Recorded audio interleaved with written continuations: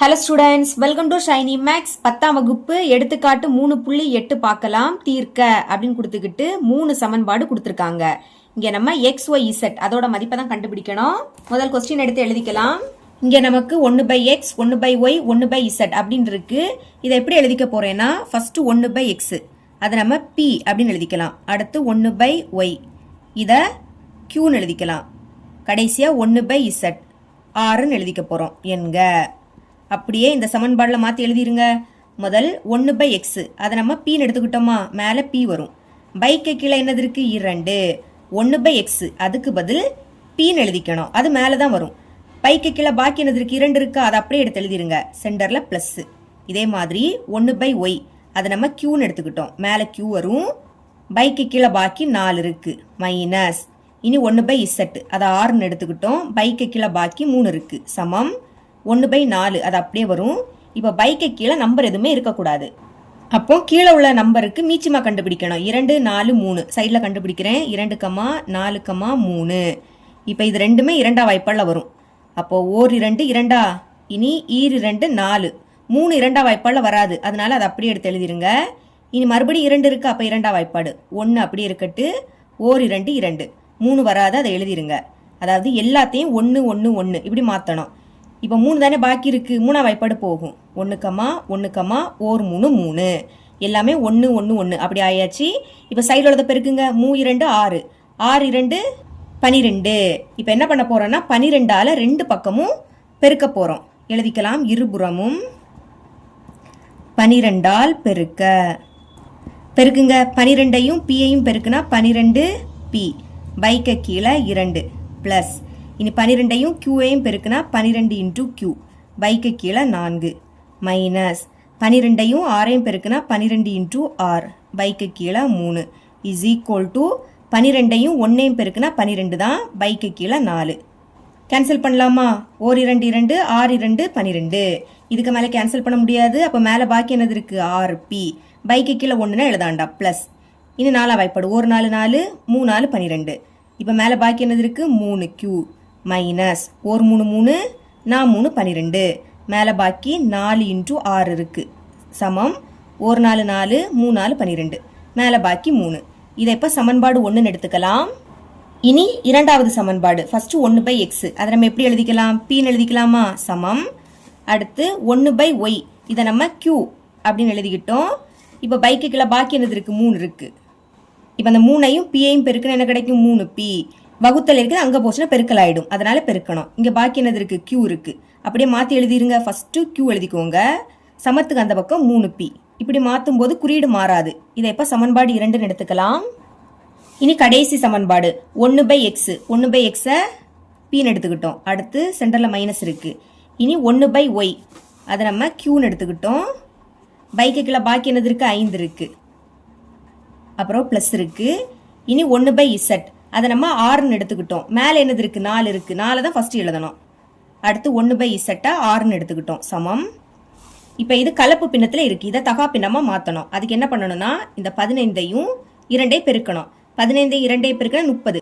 30க்கு கூட மேலே உள்ள 2ஐ கூட்டணும். கூட்டினா 32. புரியுதா? 15ஐயும் 2ஐயும் பெருக்கணும். பெருக்கி வர ஆன்சருக்கு கூட மேலே உள்ளதை கூட்டணும். 15 2ஐயும் பெருக்கினா 30. 30ஐயும் 2ஐயும் கூட்டினா 32. அடுத்து பைக்கு கீழே என்னது இருக்கு, 15. அதை அப்படியே எடுத்து எழுதிக்கணும். இப்போ 2 சைடுமே 15ஆல பெருக்க போறேன். ஏன்னா இங்கே 15 இருக்கு, பார்த்தீங்களா, ஈஸியாக கேன்சல் ஆயிடும். எழுதிக்கலாம். இருபுறமும் 15ஆல் பெருக்குங்க. 15ஐயும் pஐயும் பெருக்குனா 15 × p மைனஸ். 15ஐயும் qஐயும் பெருக்குனா 15 × q. பைக்கு கீழே 5 இருக்கு, பிளஸ். இனி 15ஐயும் 4ஐயும் பெருக்குனா 60 r இஸ் ஈக்குவல் டு 32. இங்கே 15ஆல பெருக்கணும். பெருக்கல் 15ன்னு போடுங்க, ஏன்னா கேன்சல் பண்ணணும் தானே, அதனால பெருக்கல் 15ன்னு எழுதிக்கோங்க. பைக்கு கீழே 15 இருக்கு. இப்போ இந்த 15 இந்த 15 கேன்சல். இப்போ இங்கே 15p minus.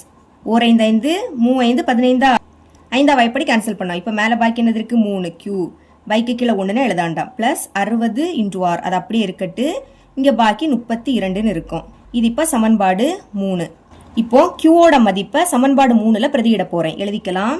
q is equal to 3p என சமன்பாடு 3ல் பிரதியிட. சமன்பாடு 3 இங்கே தான் இருக்கு. ஓகே 15p அது அப்படியே இருக்கட்டு சமன்பாடு 3 எழுதிக்கலாம் மைனஸ் 3 க்யூக்கு பதில் என்ன எழுதிக்கணும் 3p இன்டூ 3p ஓகேங்களா ப்ளஸ் 60 இன்டூ ஆர் சமத்துக்கு அந்த பக்கம் 32 15p மைனஸ் 3 பெருக்குன்னா 9 அடுத்து p ப்ளஸ் 60 இன்டூ ஆர் சமத்துக்கு அந்த பக்கம் 32 இப்போ ரெண்டு சைட்லையுமே p இருக்குது நடுவில் மைனஸ் அப்போ கழிங்க 15லேருந்து 9 கழிச்சா 6 ரெண்டுலேயும் p இருக்கிறதுனால அதை ஒரு வாட்டி எழுதிக்கணும் ப்ளஸ் 60 ஆர் சமத்துக்கு அந்த பக்கம் 32 இப்போ இது எல்லாமே ரெண்டாம் வாய்ப்பாடி கேன்சல் ஆகும் அப்போ டிவைடட் பை 2 ரெண்டால் வகுக்கிறோம் அதனால் பைக்கு கீழே 2ன்னு எழுதிக்கணும் இங்கேயும் எழுதிருங்க 1 2 2 3 2 6 அப்போ மேலே பாக்கி என்னது இருக்குது 3p சென்டரில் ப்ளஸ்ஸு இனி 1 2 2 3 2 6 இந்த 0 அப்படியே வந்துடும் இப்போ மேலே 30 இன்டூ 6 இருக்குது 1 2 2 1 2 2 3லேருந்து 2 கழிச்சா பாக்கி ஒன்றா இது இப்போ 12 அப்போது 6 2 12 மேலே பாக்கி 16 கீழே ஒன்றுனா எழுதிக்காண்டாம் இது இப்போ சமன்பாடு 4 இதே மாதிரி கியூவோட மதிப்பை சமன்பாடு 1ல் பிரதியிட போகிறோம் எழுதிக்கலாம் q is equal to 3p என சமன்பாடு 1ல் பிரதியிட இப்படி எழுதிருங்க இங்கே நம்ம சமன்பாடு 1 அதை அப்படியே எடுத்து எழுதிக்கலாம் முதல் சமன்பாடு 1 எழுதிருங்க 6p plus 3q minus 4 into r சமத்துக்கு அந்த பக்கம் 3 பிரதியிடலாம் 6p அது அப்படியே இருக்கட்டு ப்ளஸ் 3 இன்டூ க்யூக்கு பதில் 3p அப்படின்னு எழுதிடணும் மைனஸ் 4 இன்டூ ஆர் சமத்துக்கு அந்த பக்கம் 3 இனி 6p ப்ளஸ் 3 பெருக்குன்னா 9p மைனஸ் 4 இன்டூ ஆர் சமத்துக்கு அந்த பக்கம் 3 இப்போ ரெண்டுலேயும் p இருக்குது சென்டரில் ப்ளஸ்ஸு அப்போ கூட்டுங்க 6ஐயும் 9ஐயும் கூட்டுனா 15 ரெண்டுலேயும் p இருக்குது அதை ஒரு வாட்டி எழுதிக்கணும் மைனஸ் 4 இன்டூ ஆர் சமத்துக்கு அந்த பக்கம் 3 இது 4வது சமன்பாடு அப்போ இதை சமன்பாடு 5ன்னு எடுத்துக்கலாம் இப்போ பாருங்கள் இங்கே pயும் 6 இருக்குது இங்கேயும் pயும் 6 இருக்குது இப்போ இதில் ஏதாவது ஒன்றை கேன்சல் பண்ணணும் சரிங்களா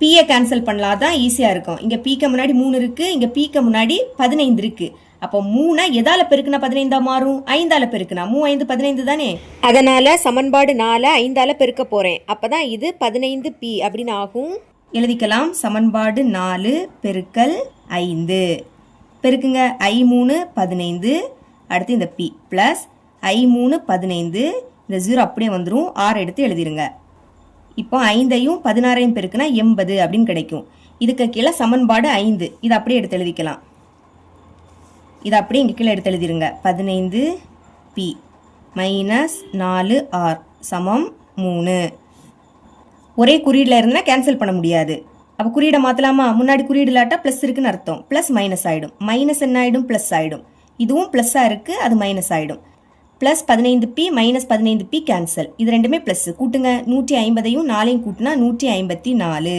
இந்த 6 ஒரு வாட்டி எழுதிக்கலாம் ஒரு மைனஸ் கழிங்க 80லேருந்து 3 கழிச்சா 77 இப்போ 6 தானே வேணும் அப்போ 6 மட்டும் வச்சுக்கலாம் இந்த சைடு 77 இங்கே 154 7ஆம் வாய்ப்பாடு கேன்சல் ஆகும் 1 7 7 மறுபடியும் 7 அப்போ 1 7 7 இப்போ 15 எடுத்துக்கலாம் 15ல் 7 2 வாட்டி இருக்கும் ஈர் 7 14 தானே 15லேருந்து 14 கழிச்சா பாக்கி 1 இப்போ இது 14 அப்போ ஈர் 7 14 இனி 11ஆம் வாய்ப்பாடு ஓர் 11 11 ஈர் 11 22 அப்போ ஆரோட மதிப்பு என்ன கிடைக்குது மேலே பாக்கி 1 இருக்கு கீழே 2 இருக்கு இதுதான் ஆரோட மதிப்பு ஆனால் கொஸ்டின்ல XYZ அதோட மதிப்பை தான் கண்டுபிடிக்க கேட்டிருந்தாங்க இப்போ பாருங்க 1/Z தான் நம்ம 6ஆ மாற்றணும் அப்போ 6 எப்படி எழுதிக்கலாம் 1/Zன்னு எழுதிக்கலாமா இங்கே எழுதிக்கிறேன் 1/Z சமத்துக்கு அந்த பக்கம் என்னது இருக்கு 1/2ன்னு இருக்கு இங்கே பைக்கு கீழே Z இருக்கு இங்கே பைக்கு கீழே 2 இருக்கு அப்போ இசட்டோட மதிப்பு என்னது 2 இசட் இருக்கக்கூடிய பிளேஸ்ல அங்கே 2 இருக்கு அதனால இதுதான் இசட்டோட மதிப்பு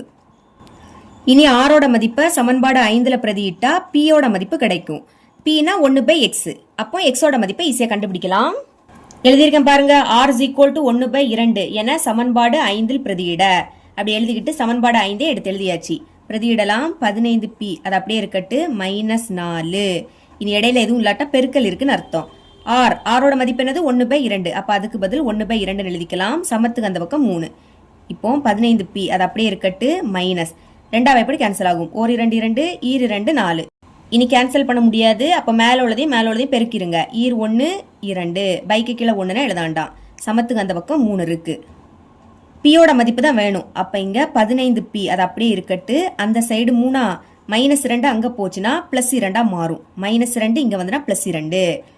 இப்போ 3ஐயும் 2ஐயும் கூட்டினா 5 p தான் வேணும். அதை மட்டும் வச்சுக்கலாம். இந்த 15 பெருக்கல் இருக்கு. இங்கே வந்துன்னா வகுத்துல மாறும். அப்போ பைக்கு கீழே 15. இனி 5 எப்படி கேன்சல் ஆகும்? 1 5 5 3 5 15.